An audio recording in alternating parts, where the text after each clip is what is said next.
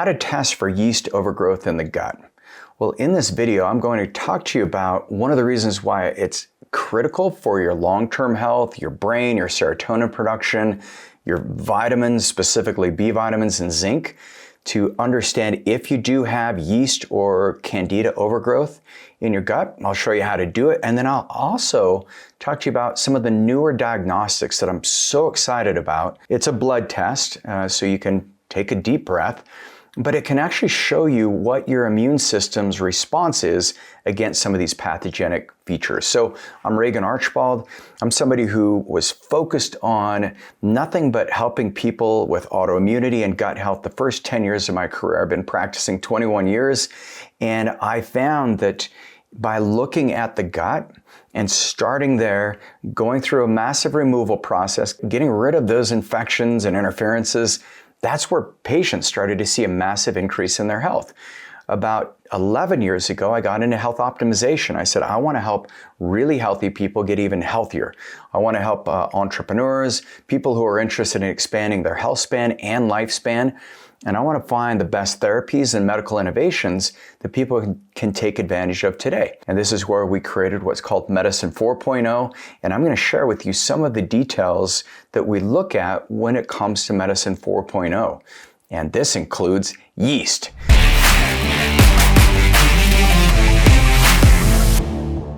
So first of all, what's the problem with yeast? You have healthy bacteria, you have healthy yeast. And so it's not all bad, but when you have an overgrowth of yeast, you can have a lot of symptoms. You can have rashes. You'll notice that your skin gets flaky and dry. You can have more dandruff. You can also notice, if you have yeast infections, that you crave sugar. And then look at your tongue. So stick out your tongue for me. Okay, now I can see it there. So that little white coat that you've got, it's a little too much. So there's a little bit of yeast. Okay, now the next person, oh, it's a thick white coat. That's too much yeast. And if it's yellow, that's where there's a yeast overgrowth and it's very active. So look at your tongue. You can see if your tongue's too swollen, if you have scallops on the side, like teeth marks, that could be one of the indications that there is some candida overgrowth. Look at your fingernails. If you have little white spots on your fingernails, that can be an indication that you've got yeast. So in this video, let's unpack why it's dangerous, how to test it, and what to do about it. So biggest thing with yeast is, the first thing it does is it's fed by sugar, and it loves sugar, and it also has its own ability to make its own sugar as well. And so one of the tests you can do is called metabolomics. It's an organic acids test, and you can see if you've got these creepy little yeast critters that are making their own sugar. Even if you've been off sugar and you're like, I still have yeast, I still get the sugar cravings, I'm still noticing my skin doesn't look right, my brain, I'm depressed. When you have overgrowths of yeast, you can notice some significant decrease in cognitive function. Brain fog's very common. The thing that you also want to test is not just looking at the metabolites in the urine, but looking at a gut test. So we do the Genova as the lab we use, the GIFX. And what we found is we can see if there's pathogenic levels of candida. Candida albicans, candida tropicans, whatever kind you have. We can also see if there's pathogenic bacteria. Now, if you've ever taken an antibiotic, one of the big risks that you have is an increase of yeast. And so this is where one of the fastest ways you can do is just get oil of oregano and make sure you're taking that with your antibiotic. It's a general antimicrobial agent, but it can combat yeast. But the real thing you want to do is test to see what version of yeast, how dangerous it is. And for a long time, we actually didn't know how people responded. Some people respond really well to a certain yeast protocol that we'd put them on. Other people, it seemed like that yeast was just hanging on for dear life until this new diagnostic came out from Cyrex Labs called biome burden. And so if you're somebody who has gone deep into exploring what are the options for my gut health, maybe you have diverticulitis, Crohn's disease, maybe you're somebody who you always need to know where a bathroom is anytime you're out for a hike or traveling because you're having 10 to 12 bowel movements a day, This is not normal. It's not healthy, but maybe you haven't found the answers. But biome burden, one of the benefits of it is it looks at molds, because a lot of you, if you have yeast, if you think of molds in your house, these are all in that fungi family. Aspergillus is a big one that we find a lot of the patients that we run their labs on. So you can also look at different pathogenic bacteria is circulating in the blood through the biome burden. Those can be really helpful as far as understanding what's going on. And then they're also going to look at the cross-tissue reactivity. So looking at different molecules, some of the cytokines that can be enhanced when you do have a yeast overgrowth. And then one of the most impressive things the biome burden does is it looks at the markers, the Th1, Th2, and Th17 markers, and that shows how well your body's immune system is handling this. So if you're somebody who's stuck and you're like, man, I'm tired of having all of these digestive issues, you get bloated just by drinking water. If you look at sugar, your body automatically gains 5 pounds.